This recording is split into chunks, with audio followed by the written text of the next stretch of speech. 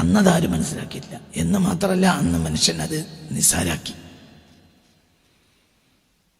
ഗൾഫിനെ കണക്കാക്കണ്ട, സ്വന്തം നാട്ടിൽ കൃഷിയോ സൗകര്യമൊക്കെ നോക്കിക്കോളി. തമിഴ്നാട്, കർണാടക, ആന്ധ്ര ഇവിടെയൊക്കെ ഇഷ്ടംപോലെ ഭൂമികളുണ്ട്, കൃഷി ചെയ്യാൻ പഠിച്ചോളി. അതെന്താണെങ്കിലും നമ്മുടെ നാടാണ്. കൃഷിയെ പ്രോത്സാഹിപ്പിക്കുക. കൃഷിയല്ലാത്ത രക്ഷയിനിയില്ല കേട്ടോ, ഗൾഫിനെ ആശ്രയിക്കണ്ട എന്ന്. പണ്ട് നമ്മൾ കൃഷി ചെയ്തിരുന്ന കാലമല്ല ഇന്ന്. പണ്ട് നമുക്ക് ചെറിയ കൃഷി ചെയ്ത് ഒപ്പിച്ച് പോയാൽ മതിയായിരുന്നു. ഇപ്പം അങ്ങനെ ഒപ്പിക്കാൻ നമ്മളെ തൊട്ട് മുന്നിൽ കൃഷിയില്ല, കൃഷിഭൂമിയില്ല. അപ്പം കൃഷിഭൂമിയുള്ള സ്ഥലത്തെ ആശ്രയിക്കേണ്ടി വരും.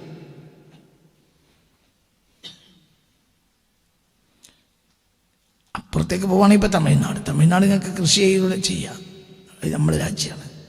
എന്തൊക്കെ പ്രയാസം ഉണ്ടായാലും അവിടെ നിയമമുണ്ട്, ചോദിക്കാനും പറയാൻ ആളുണ്ട്. മൊത്തം ഇന്ത്യ രാജ്യത്തെ ശത്രുക്കൾ ആക്രമിക്കുകയാണെങ്കിൽ അതവിടെ ബാധിക്കുള്ളൂ. പിന്നെ മറ്റൊക്കെ നമ്മൾ തമ്മിലുള്ള ഇന്റേണൽ പ്രശ്നങ്ങളാണ്, അതൊക്കെ പരിഹാരം ഉണ്ടാവും. ഇവിടെ നിയമമുണ്ട്, കോടതിയുണ്ട്, എന്തൊക്കെയാണെങ്കിലും.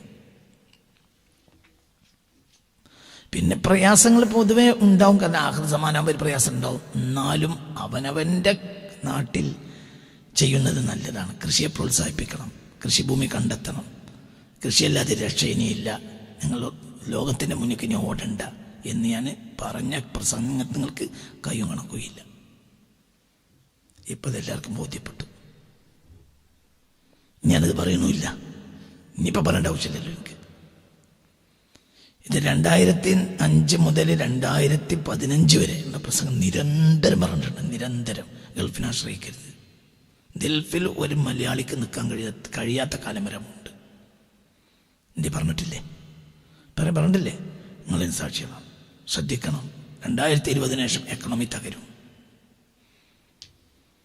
2020 മാർച്ച് 23-ാം തീയതിയാണ് ആദ്യത്തെ ലോക്ക്ഡൗൺ വരുന്നത്.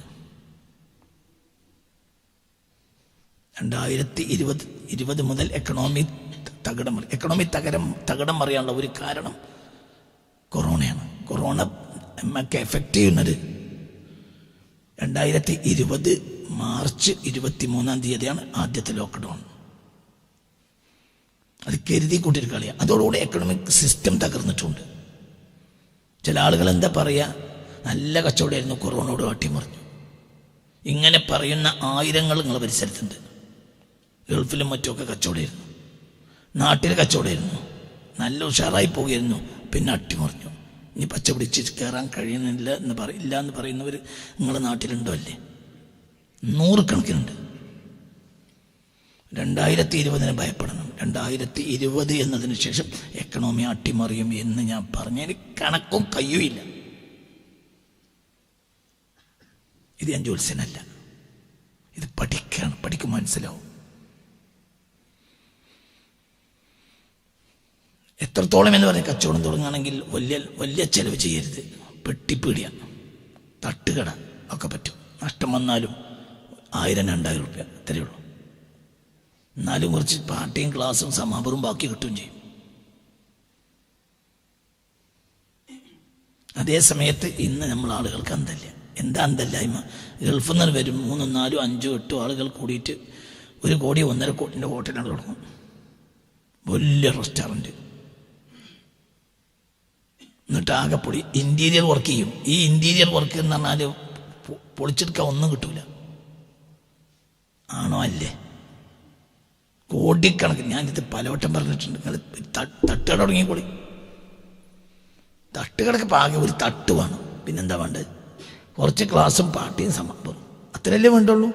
അന്നന്ന് ചെയ്യുന്നത്. ഇനി അത് വളരെ ശ്രദ്ധിക്കണം. ഇല്ലെങ്കിൽ നിങ്ങൾ അപ്പർ ലെവലിലേക്ക് പോകണം. അപ്പർ ലെവലിലേക്ക് പോകണമെങ്കിൽ കോടാനക്കോടി വേണം. അത് നമ്മളെ കയ്യിലില്ല. പറ്റ ലോ ക്ലാസ്സും ജയിക്കും, അപ്പർ ക്ലാസ്സും ജയിക്കും. മിഡിൽ ക്ലാസ് തോറ്റു.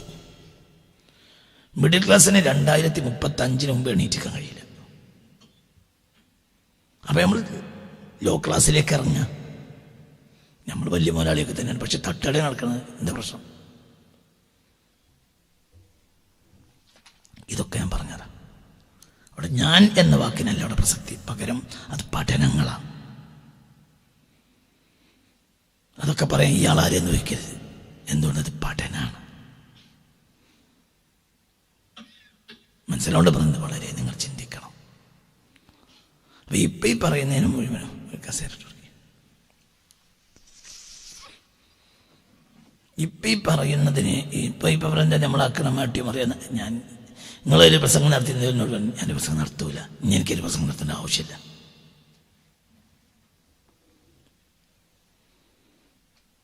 വളരെ ചിന്തിക്കും, തമാശയൊന്നല്ല പറയണത്. ഇപ്പോൾ ഒരൊറ്റ കാര്യം കൂടി ഞങ്ങളോട് പറയാം. ഈ യുദ്ധം എക്കണോമി വീണ്ടും തകർക്കും. ഈ യുദ്ധം പെട്ടെന്ന് അവസാനിക്കൂല, അവസാനിച്ചാലും അവസാനിക്കൂല. നാളെ നിങ്ങൾക്കൊരു വാർത്ത കേട്ടേക്കാം, എന്ത് യുദ്ധം നിർത്തി, തൽക്കാലം മാത്രമാണ്. ഈ യുദ്ധം ഒരിക്കലും പെട്ടെന്ന് അവസാനിക്കൂല. അതുകൊണ്ട് ഭയം വരും.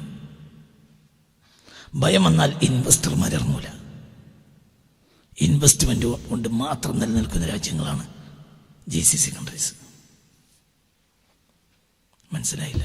പുറത്തുനിന്ന് ഇൻവെസ്റ്റർമാർ വന്നതുകൊണ്ട് മാത്രം നിലനിൽക്കുന്ന ഒരു പ്രൊട്ടക്ഷനും ഇല്ലാത്ത രാജ്യങ്ങളാണ് GCC. ആണോ അല്ലേ? ഭയമുള്ളിടത്ത് ഇൻവെസ്റ്റർമാർ വരില്ല. ഈ ഭയം കണ്ണും കാതുള്ളവർക്ക് മനസ്സിലാവും. ഈ ഭയം പെട്ടെന്ന് അവസാനിക്കൂല. യുദ്ധം അവസാനിക്കും. അവസാനിക്കാൻ നിങ്ങൾക്ക് തോന്നും, അവസാനിക്കൂല. ഈ യുദ്ധത്തിൽ നാളെ ഒരു വെടിനിർത്തൽ ഉണ്ടായിക്കൂടെ? ഉണ്ടാക്കാം. തൽക്കാലം നിന്നൂടെ? നിൽക്കാം. പക്ഷെ സ്ഥിരമായി നിൽക്കൂല. ഇത് ചില പ്രശ്നങ്ങളുള്ള ഒരു യുദ്ധമാണ്. അതുകൊണ്ട് വന്നാൽ എക്കണോമി തകരും. പ്രത്യേകിച്ച് ഏഷ്യൻ ആഫ്രിക്കൻ കൺട്രീസിലെ മൊത്തം എക്കണോമി തകരും. കീപ്പോട്ട് വന്നു. നിലവിൽ തന്നെ നമ്മൾ കൊറോണ കഴിഞ്ഞിട്ട് രക്ഷപ്പെട്ടിട്ടില്ല. അതിൻ്റെ പുറമെയാണ് ഇപ്പം അതിന് നിലനിൽക്കുന്നൊരു യുദ്ധം. ആ യുദ്ധം വേറെ അവസ്ഥയിലേക്ക് മാറി. ഉഭയകക്ഷി ബന്ധങ്ങൾ പോലും നടത്തിയിട്ട് പ്രശ്നങ്ങൾ തൽക്കാലം പരിഹരിച്ചേക്കാം. ഇറാനിൽ ഒരു രാഷ്ട്രീയ മാറ്റം വന്നേക്കാം, പക്ഷെ പ്രശ്നം പരിഹരിക്കൂല. ഇതൊക്കെ വരാം, പക്ഷെ പ്രശ്നം പരിഹരിക്കൂല. അതുകൊണ്ട് ചെയ്യേണ്ടത് എന്താ? അനാവശ്യമായ ആർഭാടങ്ങളെ നമ്മൾ ഒഴിവാക്കണം. അത് വളരെ ശ്രദ്ധിക്കണം. നമുക്ക് മെല്ലെ പഠിക്കണം.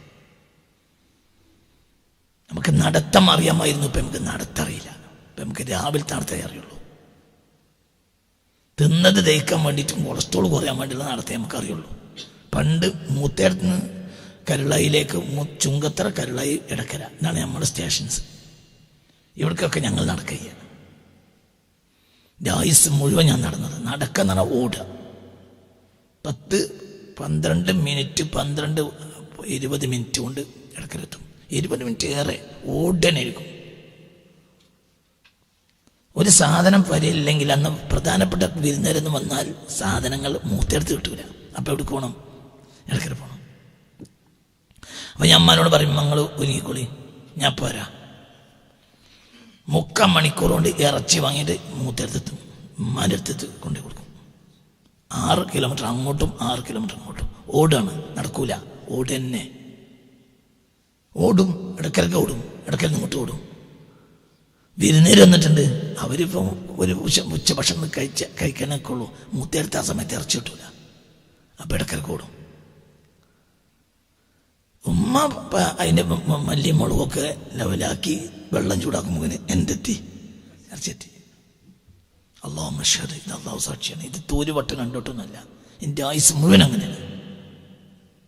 അതുകൊണ്ട് എന്ത് പ്രശ്നവും, നമുക്ക് ജീവിതത്തിൽ പ്രശ്നങ്ങളില്ല. അത് എന്ത് പ്രശ്നം നേരിടാൻ പ്രശ്നമില്ല. നമ്മൾ ജീവിതം നമ്മളെ നേരിടാൻ പഠിപ്പിച്ചു. നമ്മളെ കുട്ടികൾക്ക് നേരിടാൻ അറിയില്ല. ഒന്നിരിക്കൽ മോട്ടോർ സൈക്കിൾ എടുക്കും, അതിന് എണ്ണ വേണം. എണ്ണക്ക് വില കൂടാൻ പോവാണ്. വളരെ പ്രശ്നങ്ങളുണ്ടാവും. മുഴുവൻ നിങ്ങൾ എണ്ണയും കൊണ്ട് നടക്കണ്ട. ഏറ്റവും ചിലവ് കുറഞ്ഞ വാഹനവും ബൈക്ക്, അതിനും എന്ത് വേണം? എണ്ണ വേണം. പണ്ട് നമ്മൾ പറഞ്ഞ് അല്ലാത്തവനും അവന് ബൈക്കില്ലാത്തവനും ഇപ്പം എന്താ ചെയ്യണത്? ഓട്ടോറിക്ഷ എടുത്തു പോകും. അതും കുറച്ചാളി.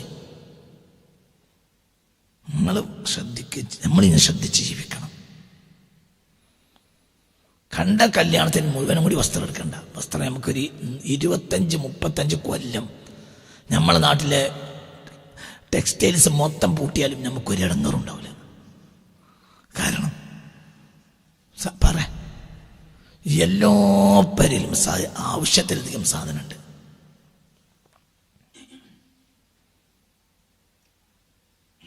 എല്ലാ പൊരയിലുണ്ട് ആവശ്യത്തിലധികം സാധനമുണ്ട്. നമ്മളിപ്പോൾ വലിച്ചെറിഞ്ഞ കുറച്ച് സാധനം ഈ കോളേജ് പൂട്ടുന്ന ദിവസം ആ തെങ്ങൻ കുഴിയിൽ കുറച്ച് വസ്ത്രം കിടക്കുന്നുണ്ട്. ഈ കോളേജ് പൂട്ടുന്ന ദിവസം അപ്പം ഞാനത് എടുത്ത് നോക്കുമ്പോൾ നല്ല വസ്ത്രങ്ങൾ, നല്ല തൊപ്പി, നല്ല ഫാൻസ്, നല്ല കുപ്പായം. അങ്ങനെ ഞാൻ എന്ത് ചെയ്തു, ഞാൻ 2 ബാല്യക്കാരായ കോളേജിലെ വിദ്യാർത്ഥികളെ കുറിച്ച് ഞങ്ങൾക്ക് ഓരോരുത്തർക്കും 100 റുപ്യ നിങ്ങൾ അലക്കി കൊണ്ടുവരും, തേച്ച് കൊണ്ടുവരണം. അലക്കി തേച്ച് അവർ കൊണ്ടുവന്ന് ഞാനവർക്ക് ചെറിയ കുട്ടികളാണ്, ബാല്യക്കാരാണ്. അപ്പം ഞാൻ അവർക്ക് 100 റുപ്യയും കൊടുത്തു. അവർക്ക് സന്തോഷമായി. ആ സാധനം ഇവിടെ ഉണ്ട്, പാക്ക് ചെയ്ത് വെച്ചിട്ടുണ്ട്. മനസ്സിലായില്ലേ?